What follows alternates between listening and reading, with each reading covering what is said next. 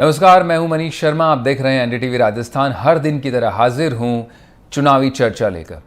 राजस्थान में जैसे जैसे विधानसभा चुनाव दस्तक देने लगे हैं, वैसे वैसे सियासी भिड़ंत भी तेज होने लगी है। आज जयपुर में खाद्य मंत्री प्रताप सिंह खाचरियावास ने बीजेपी पर इंडिया बनाम भारत पर भटकाने को लेकर खुलकर हमला बोला, तो दिल्ली से सांसद और बीजेपी के प्रवक्ता राजवर्धन सिंह राठौड़ ने सीएम अशोक गहलोत पर गृह लूट, सरकार चलाने और बढ़ते अपराध को लेकर निशाना साधा।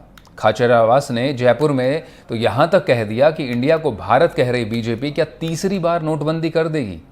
उनका आरोप है कि बीजेपी राजस्थान, मध्य प्रदेश और छत्तीसगढ़ में हवा नहीं बना पा रही है, इसलिए कभी वन नेशन वन इलेक्शन तो कभी इंडिया को भारत कहने जैसे मुद्दे उठा रही है। वहीं भाजपा ने पलटवार किया कि राजस्थान में सरकार कोई राहत नहीं बल्कि चंद पैसे कम करके दूसरे दरवाजों से ज्यादा वसूली कर रही है। राजस्थान में गहराती इस सियासी भिड़ंत पर आज होगी चुनावी चर्चा। इसके लिए मेरे साथ हर दिन की तरह 3 खास मेहमान मौजूद होंगे। भाजपा और कांग्रेस दोनों पार्टियों के नेता हमसे जुड़ेंगे, तो प्रदेश की सियासत पर नजर रखने वाले हमारे संवाददाता भी हमारे साथ जयपुर से जुड़ेंगे।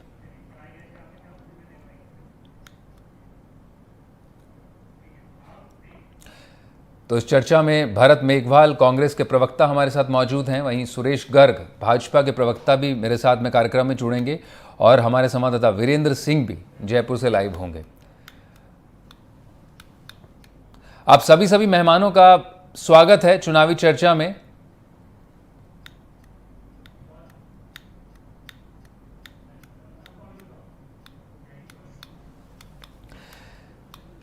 भरत जी, मेरा पहला सवाल आपसे है। अब प्रताप सिंह खाचरियावास कह रहे हैं कि बीजेपी के पास कोई मुद्दा नहीं है और वो one India one nation one election, India बनाम भारत, ये तमाम मुद्दे उठाकर भड़काने की कोशिश कर रही है, लेकिन वहीं बीजेपी आप पर अपराध और भ्रष्टाचार को लेकर आपको एक गृह लूट सरकार का दर्जा दे रही है। मनीष जी, बिल्कुल सही कहा खाचरियावास जी ने। अब देखिए, जब राहुल गांधी जी ने भारत जोड़ो यात्रा शुरू करी थी,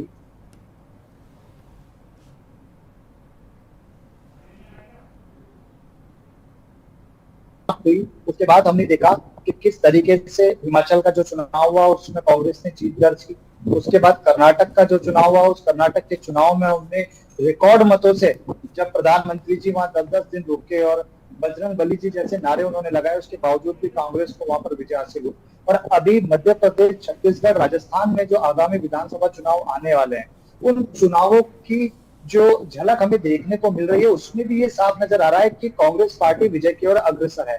इसी वजह से आज आप देखिए, भारतीय जनता पार्टी इस तरह के मुद्दों को लेकर आ रही है। आज वन नेशन वन इलेक्शन की बात भारतीय जनता पार्टी करती है, वो प्रैक्टिकली पॉसिबल है नहीं, लेकिन हमें इस तरह की बातों को लेकर आना है। भारत नाम को लेकर लोगों को असमंजस में डालना है, और उसके बाद जो आपने बाकी चीजें कही इंडिया के ऊपर, आप देखिए आज इंडिया जब एक गठबंधन विपक्ष का बना है, उसके बाद भारतीय जनता पार्टी इतनी घबरा गई है कि एनडीए के जो इनके दल थे, उन दलों की 9 साल में एक बार भी इन्होंने मीटिंग नहीं करी, लेकिन जैसे इंडिया नाम घोषित होता है, ये उस दल की मीटिंगें करने लग जाते हैं। इनके एक मुख्यमंत्री जो इंडिया अपने नाम के पीछे लिखते थे, उसको हटा के भारत लिख देते हैं। ये तो रही आपके पहले सवाल का। इसके बाद इन्होंने कहा अपराध और भ्रष्टाचार। तो मनीष जी, मैं ये सबसे पहले तो इनके प्रवक्ता जी से ये सवाल पूछिएगा कि जितने भी अपराधी जिनके ऊपर भ्रष्टाचार का आरोप लगा हुआ था, जब वो भारतीय जनता पार्टी का दामन थामते हैं तो सारे आरोप कहाँ गायब हो जाते हैं। हार्दिक पटेल के ऊपर आरोप थे, हेमंत सरवन बिस्वा के ऊपर आरोप थे, अजीत पवार के ऊपर आरोप थे, और रिसेंटली अभी अजीत पवार जी का चार्जशीट पे से नाम हटा दिया जाता है। और अपराध की बात करने वाले सबसे पहले यूपी को देख के, गुजरात को देख के, और इस देश में मणिपुर जैसी घटना भी हमने देखी है। लेकिन राजस्थान में अपराध में वृद्धि और पंजीकरण में वृद्धि, दोनों में अंतर है। अपराध को कभी रोका नहीं जा सकता पूरे देश के अंदर, लेकिन अपराध को कम किया जा सकता है। और अपराध होने के बाद सरकार की त्वरित कार्रवाई ये बताती है कि सरकार कितनी सजग है, और राजस्थान में वो चीज हमने देखने को मिली है। तो इसलिए भारतीय जनता पार्टी के पास किसी तरह का कोई ऐसा योजना नहीं है या ऐसा कोई काम नहीं है जिसके आधार पर ये वापस चुनाव में आ सके। जी, मैं लौटूंगा भरत जी, आपके पास लौटूंगा। ये ओपनिंग कमेंट्स हैं, मैं बीजेपी के प्रवक्ता से भी ओपनिंग कमेंट्स ले लेता हूं। सुरेश जी, आपका भी कार्यक्रम में बहुत बहुत स्वागत। जैसा कि कांग्रेस के प्रवक्ता कह रहे हैं कि बीजेपी जो है हमारे गठबंधन के नाम से घबरा गई है, और खाचरियावास आज कह रहे हैं कि जो आप इंडिया बनाम भारत करना चाहते हैं, हर जगह भारत करने से क्या आपकी तीसरी बार नोटबंदी की तैयारी है? देखिए मनीष जी, आपने अभी देखा होगा राजस्थान में किस तरह का अराजकता का माहौल है, किस तरह से इन्होंने झूठे वादे किए हैं, जनता किस तरह से परेशान है। आप आज खाचरियावास जी या ये जो कांग्रेस के प्रवक्ता कुछ भी बोले, लेकिन आज राजस्थान के अंदर भ्रष्टाचार चरम सीमा पे है, अत्याचार चरम सीमा पे है, महिलाओं को निर्वस्त्र करके घुमाया जाता है। इसके बावजूद भी लड़की हूं, लड़ सकती हूं, उनका कोई ट्वीट नहीं आता। अगर ये राजस्थान की जगह कोई दूसरे राज्य का अगर होता तो वो निश्चित रूप से उस पर ट्वीट कर देती। लेकिन आज आप ये देखिए मनीष जी, प्रियंका जी सवाई माधोपुर आती है या निवाई आती है, और निवाई आने के बावजूद भी वो जो एक नाबालिग लड़की है जिसको भट्टी में झोंक दिया जाता है उसके बारे में कुछ नहीं बोलती है। प्रियंका जी यहाँ आके जो G20 के ऊपर बोलती है, अरे भाई G20 से तो देश का सम्मान बढ़ा है, देश के अंदर इन्वेस्टमेंट आएगा, आज दुनिया तारीफ करती है भारत हिंदुस्तान की, और आपको उसमें तकलीफ हो रही है। आप ये देखिए कि अशोक गहलोत जी कितने डरे हुए हैं। आज सीकर के अंदर अशोक गहलोत जी को जाना था कुछ दिनों पहले, सीकर के अंदर अशोक गहलोत जी नहीं आए, नहीं गए कि साहब मुझे हेलीकॉप्टर की परमिशन नहीं मिली, जबकि उनको नहीं जाना था क्योंकि जनता उनके खिलाफ नारेबाजी कर रही थी, मोदी मोदी के नारे लगा रही थी। इसी तरीके से आज इनको अशोक गहलोत जी को कोटा के अंदर रिवर फ्रंट का उद्घाटन करना था, लेकिन अशोक गहलोत जी क्यों नहीं गए? क्योंकि वहां पर भी भ्रष्टाचार के खिलाफ नारेबाजी होने वाली थी। अशोक गहलोत जी को पता था कि रिवर फ्रंट में मैं जाऊंगा तो इनके कांग्रेस के नेता खुद ही वहां पे भ्रष्टाचार के आरोप लगाने के लिए इकट्ठे हो रहे हैं। आप देखिए इनके मंत्री अशोक चांदना खुद धरना प्रदर्शन कर रहे हैं बिजली संकट पे। जब अगर एक मंत्री बिजली संकट पे धरना प्रदर्शन करता तो इससे यह साबित होता है कि राजस्थान में अराजकता का माहौल है और वास्तव में बिजली नहीं मिल रही है, और वो सरकार ही बोल रही है। अगर एक मंत्री अगर धरना प्रदर्शन करता है तो ये पूरी सरकार बोल रही है, ये चीज का पता लगता है। जी, आप देखिए ये फूड पैकेट की बात करते हैं, फूड पैकेट के अंदर आपने मनीष जी देखा होगा लाल मिर्ची की जगह भूरी मिर्ची मिल रही है, चीनी और नमक के अंदर कंकड़ मिल रहे हैं। किस तरह से इन्होंने भ्रष्टाचार किया है। आज बिजली के अंदर किसान दर दर की ठोकरें खा रहा है। आज बिजली नहीं आने की वजह से किसान की जो फसल है वो बर्बाद होने की कगार पे है, क्योंकि इन्होंने झूठे वादे किए हैं। इन्होंने कहा कि 10 दिन के अंदर कर्जा माफ कर देंगे। आप ताजुब करोगे मनीष जी, आज 4.5 साल हो गए कर्जा माफ नहीं हुआ। आज युवा दर दर की ठोकरें खा रहा है। युवाओं को इन्होंने कमिटमेंट किया था कि हम 2 लाख रोजगार प्रतिवर्ष देंगे, आज 1,65,000 रोजगार दिए पिछले 4.5 साल के अंदर। युवा बेचारा मेहनत करता है, रात दिन पढ़ाई करता है, और पता लगता है दूसरे दिन पता लगता है कि पेपर लीक हो जाता है। लेकिन गर्ग साहब, लेकिन 17 पेपर लीक हो चुके हैं, 17 एग्जाम के पेपर लीक हो चुके हैं। सुरेश जी ये आरोप तो आप पर कांग्रेस लगा रही है कि रोजी रोटी और जो रोजगार की बात है वो बीजेपी करती जरूर है, लेकिन कहीं वो दिखाई नहीं पड़ता है। अब आप जो बोल रहे हैं कि जो है कांग्रेस ने वादा किया था रोजगार का, कांग्रेस ने वादा किया था किसानों को कर्ज से मुक्ति करने का, ये आरोप सच हैं। इसलिए मैं भरत मेघवाल जी से भी पूछना चाहूँगा, भरत जी आपने जो पिछला चुनाव लड़ा था 2018 का, आपका सबसे बड़ा चुनावी वादा यह था कि सरकार में आते ही सभी किसानों को आप कर्ज माफ़ी कर देंगे। अब लगभग सरकार चुनाव में है, 5 साल बाद आप फिर से वही कर्ज राहत कमीशंस और ये सब बनाने पड़ रहे हैं आपको, लेकिन ज़मीनी हालात पर आरोप ये है आप पर बड़ा कि किसानों को कर्ज से मुक्ति मिली नहीं है। राजस्थान की सरकार ने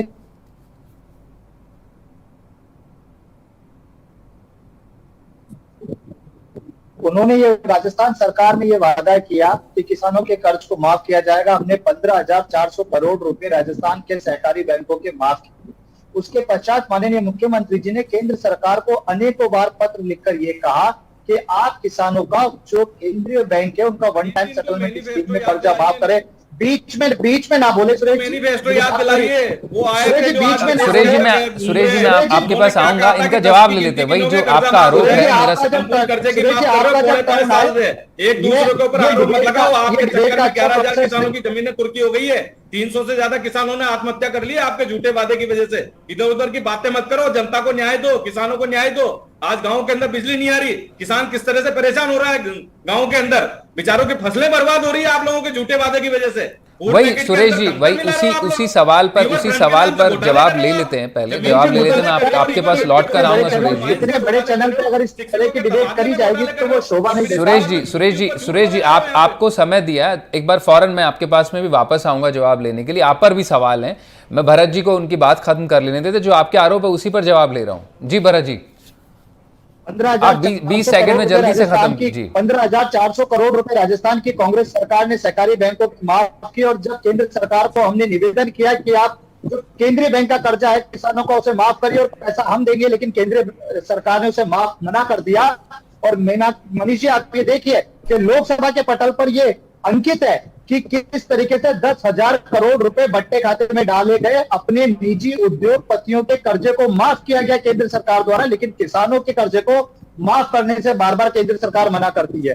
3 काले कानून लाकर किसानों के साथ अत्याचार किया गया। राजस्थान की कांग्रेस सरकार ने सदैव किसानों के लिए काम किया है। यहाँ पे हम 2,000 यूनिट मुफ्त दे रहे हैं, 100 यूनिट घरेलू उपभोक्ताओं को दे रहे हैं। अभी इन्होंने G20 की बात करी, हमने देखा G20 का नजारा कि किस तरीके से गरीब लोगों के घरों को हरे पर्दे से ढककर उन्हें घर के अंदर कैद कर लिया गया था। अगर इस देश की हालत, अगर गरीबों को पर्दे के अंदर कैद कर कर अगर अच्छी बताई जाती है, तो हमें ऐसी G20 नहीं चाहिए। हमें ऐसे भारत का नामकरण नहीं चाहिए जहां रोजगार के लिए गरीबों को प्रताड़ना करना पड़े, जहां महंगाई से लोगों को मरना पड़े, जहां असमानता आए, जहां मणिपुर जैसे हालात आए। आप नामकरण कीजिए, लेकिन नामकरण और G20 करने से पहले इस देश के हालात को करिए। राजस्थान आज आर्थिक विकास दर में दूसरे स्थान पर है। राजस्थान की प्रति व्यक्ति आय देश की आय से ज्यादा है। राजस्थान की विकास दर देश की विकास। लेकिन भरत जी, अपराध के आंकड़ों पर भी आप नजर डाल लीजिए एक बार। अपराध के आंकड़ों पर भी आप नजर डालिए। मैं आऊंगा, आप दोनों मेहमानों के पास लौट कर आऊंगा। मैं हमारे संवाददाता बाल वीरेंद्र का भी रुख करना चाहूंगा। वीरेंद्र, जैसा आपने सुना दोनों प्रवक्ताओं को, जिस तरह से आरोप और प्रत्यारोप का सिलसिला जो अब तो खैर खास तौर पर चुनाव में थमेगा नहीं, आप वहाँ ज़मीन पर सियासी नज़र बनाए हुए हैं बाल वीरेंद्र। क्या जनता के बीच क्या मुद्दे हैं असल में? क्या वाकई जनता को जो राहत मिल रही है सरकार से, और जिस तरह से सरकार बता रही है गहलोत सरकार कि वो राहतों के दम पर सरकार रिपीट करेगी, लेकिन भाजपा का दावा है कि ये गृह लूट सरकार है जो जनता को 20 पैसे 25 पैसे की छूट तो देती है, लेकिन उससे ज़्यादा वसूल लेती है, और अपराधों का सिलसिला तो कहीं थम ही नहीं रहा है। आपको क्या नज़र आ रहा है ग्राउंड पर?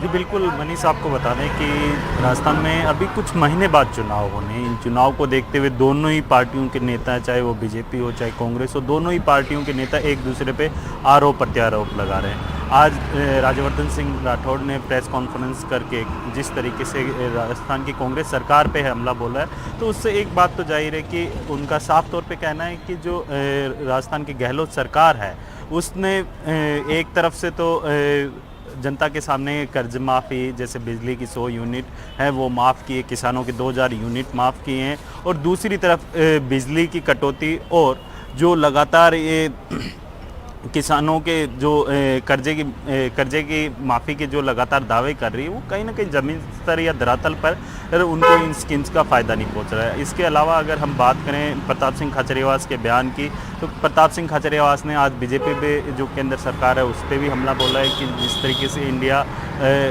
इंडिया का नाम भारत करने की जो चर्चा चल रही है उसको लेके उन्होंने बीजेपी को आड़े हाथ लिया है। तो जाहिर सी बात है कि जो राजस्थान के अंदर चुनाव है, तो चुनाव के अंदर दोनों ही पार्टियां जो मुख्य दल कह सकते हैं हम राजस्थान के, बीजेपी और कांग्रेस, जो एक दूसरे पे आरोप प्रत्यारोप लगा रही है। तो ये आरोप प्रत्यारोप की राजनीति लगातार चलती रहेगी, लेकिन कहीं ना कहीं जो जनता से जुड़े हुए मुद्दे हैं वो एक बार इन सब मुद्दों से अलग दिखाई दे रहे हैं, क्योंकि जनता के जैसे मुद्दे हैं। अगर हम बात करें राजस्थान के अंदर किसानों का मुद्दा है, बिजली का मुद्दा है, महंगाई का मुद्दा है, ये तमाम जो मुद्दे हैं, या फिर अगर हम राजस्थान में महिला अपराध की बात करें तो लगातार जो राजस्थान के अंदर ऐसी कई घटनाएं हैं महिलाओं से जुड़ी हुई, वो लगातार राजस्थान में घटनाएं आती रहती है। दिन प्रतिदिन ऐसी कई घटनाएं हैं जो हमें देखने को मिल रही है। सबसे बड़ा सवाल ये उठता है कि बीजेपी आरोप लगाती है कांग्रेस पे भी, यहाँ पे कांग्रेस है वो राजस्थान के जो लॉ एंड ऑर्डर है उनको संभालने में विफल रही है, और वहीं कांग्रेस दावा करती है कि हम हर क्षेत्र, चाहे कोई भी ऐसा आपराधिक मामला आता है, हमारी जो राजस्थान पुलिस है वो लगातार कार्रवाई करती है, लेकिन कार्रवाई कहाँ तक होती है, क्योंकि जो नतीजा अपराधी हैं उनकी निशानदेही कर उनको गिरफ्तार कर लिया जाता है, लेकिन बाद में उसकी क्या वही वीरेंद्र, कार्रवाई की इन जा रही तमाम है, जो क्या मुद्दे नहीं। उठा रहे हैं उन पर हम दोनों पार्टियों की ओर से, हम दोनों पार्टियों से हम जो सवाल कर रहे हैं उसमें जवाब तलाशने की कोशिश कर रहे हैं। बहुत बहुत शुक्रिया वीरेंद्र आपका इन तमाम जानकारी के लिए। मैं सुरेश जी आपके पास लौटना चाहूँगा। खाचरियावास ने कहा है कि राम और राहत जब दोनों ही कांग्रेस से मिल रहे हैं तो भाजपा की ओर लोग रुख क्यों करें, क्योंकि ये बात तो सच है, ये भी आप मानेंगे कि महंगाई जिस तरह से बढ़ी है पिछले कुछ समय में, और सच्चाई है तमाम आंकड़ों के जरिए भी सामने आ रहा है कोविड के बाद में, तो जो राहतों का पिटारा कांग्रेस ने राजस्थान में खोला है वो तो उसके भरोसे वोट बैंक भरना चाहेगी। राहत का पिटारा नहीं खुला है, लोगों को लाइन में लगाया है इन्होंने, केवल लोगों को लाइन में लगाया है और लोगों को इन्होंने, मतलब आप ये देखो कि जनता आज परेशान है, आज किसान परेशान है, युवा परेशान है, महिला परेशान है, महिला उत्पीड़न में ये नंबर बने। आप ये कह रहे हैं ना राहत के, आप बिजली के बिल ये कह रहे हैं कि साहब हमने 100 यूनिट फ्री दी है। अरे भाई 100 यूनिट फ्री तो तब दोगे ना जब वो बिजली आएगी। दूसरा, इन्होंने फ्यूल सरचार्ज के नाम से 2,500 करोड़ रुपए वसूल कर लिए। मनीष जी, आप आज राजस्थान को बिजली उत्पादन में नंबर 1 है कि साहब बिजली सौर ऊर्जा के अंदर राजस्थान नंबर 1 में। अरे जब नंबर 1 है तो फिर बिजली की शॉर्टेज क्यों है, बिजली की कटौती क्यों हो रही है राजस्थान के अंदर?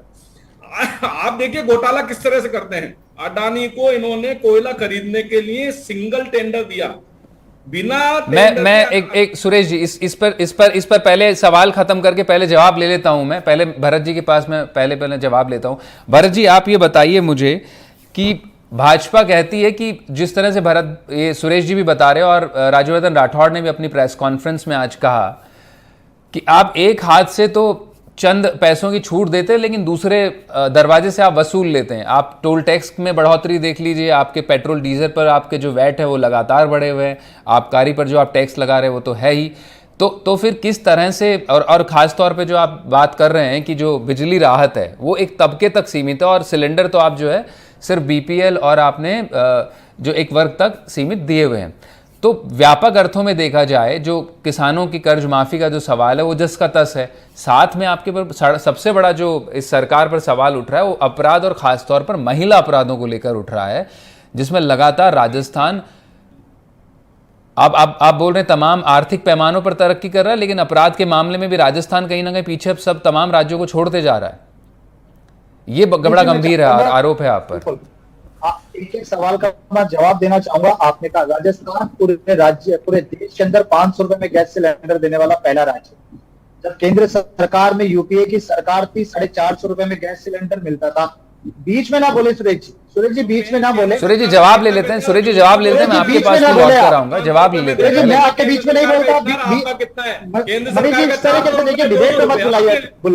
आपने क्या किया? बिल्कुल मुझे पसंद नहीं। सुरेश जी आपसे जवाब, सुरेश जी आपको मौका दिया है, सुरेश जी आपको मौका दिया, भरत जी से जवाब ले लेते हैं, मैं आपका स्लॉट कर आऊंगा। सुरेश गरिमा रखिए डिबेट की।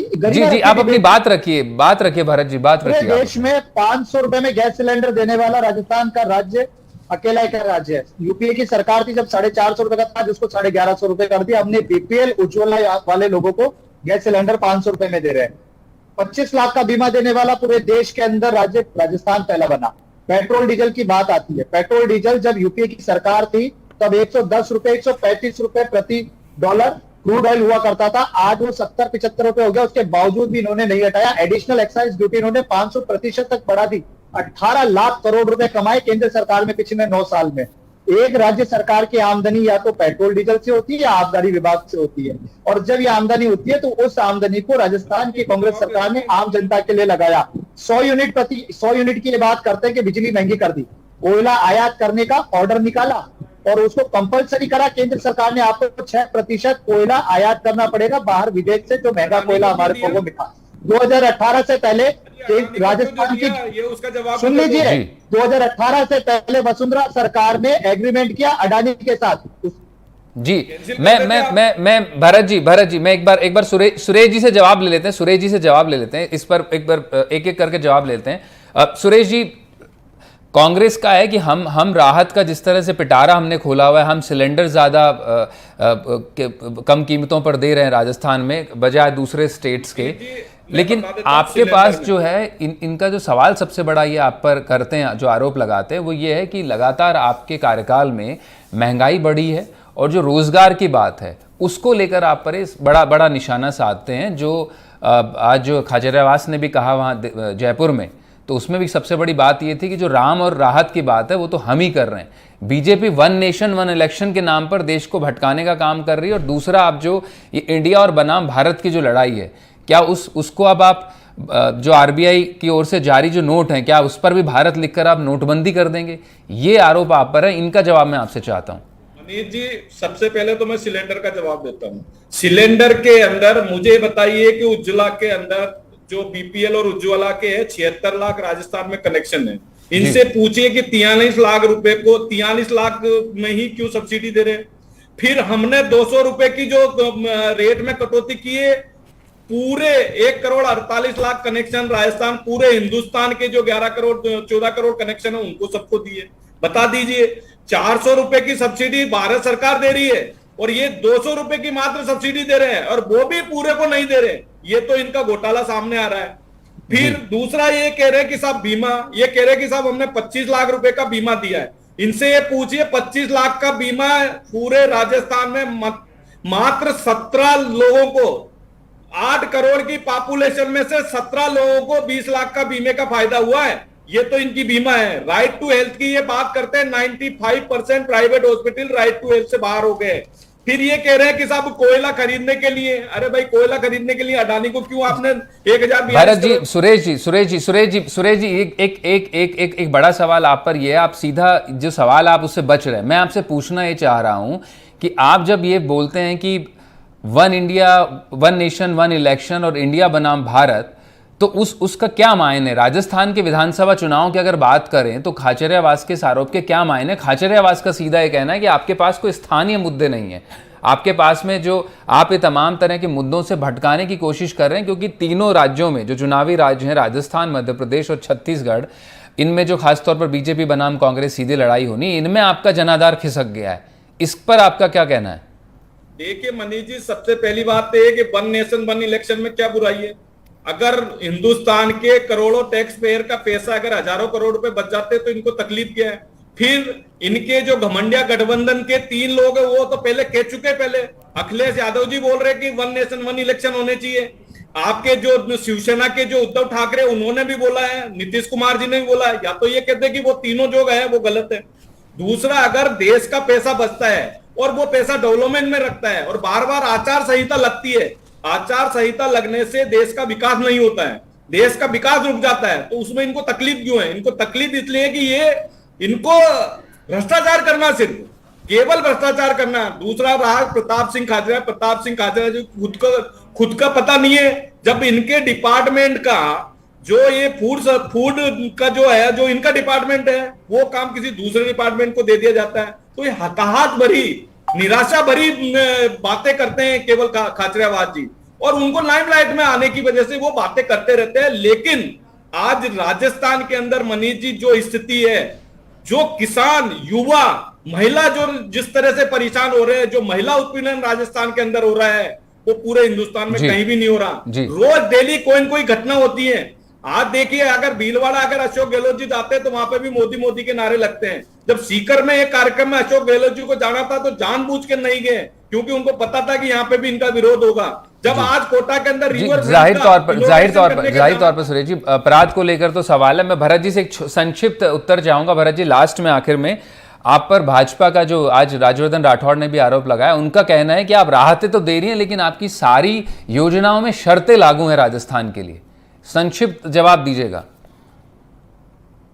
मनीष जी, विपक्षी पार्टी द्वारा आरोप लगाना सदैव चलता रहेगा, लेकिन जो परिणाम होता है वो देश की जनता और राजस्थान की जनता बताती है। राजस्थान में पिछले साल 9, इस साल में टोटल 9 उपचुनाव हुए, जिसमें 7 उपचुनाव में भारतीय जनता पार्टी की जमानत जब्त हुई है। और इस राजस्थान के अंदर किसी तरह की कोई एंटी इनकम्बेंसी नहीं है, कोई पार्टी विरोधी या सरकार विरोधी लहर नहीं है। इनकी परिवर्तन यात्रा में भीड़ नहीं जुट पा रही है। और कल खुद इनके केंद्रीय मंत्री अर्जुन राम मेघवाल जी का ये बयान था कि यहाँ पर विकास इतना हुआ है कि कांग्रेस आ रही है। इन सब चीजों से हमें ये पता चलता है कि राजस्थान में कांग्रेस का जनाधार जी, है। जी। भारतीय जनता पार्टी किसी तरीके से ना विपक्ष के रूप में ना किसी और रूप में यहाँ पे जी। अपना जनाधार बना पाई है। और इस बार राज नहीं रिवाज बदलने वाला है। सच में ये कांग्रेस की ये सरकार आने देखने वाली बात होगी। बहुत बहुत शुक्रिया आप दोनों मेहमानों का, समय थोड़ा कम है। बहुत बहुत शुक्रिया आप दोनों मेहमानों का, आप हमारे साथ इस चर्चा में जुड़े। तो सरकार, देखा आपने किस तरह से कांग्रेस सरकार का दावा, उनके प्रवक्ता कह रहे हैं कि इस बार रिवाज बदलेंगे, सरकार रिपीट करेंगे, लेकिन वहीं भाजपा का कहना है कि लगातार अपराध बेलगाम हैं और भ्रष्टाचार राजस्थान में चरम पर है। आज की चुनावी चर्चा में बस इतना ही। बाकी तमाम खबरों के लिए आप बने रहें एनडीटीवी राजस्थान के साथ।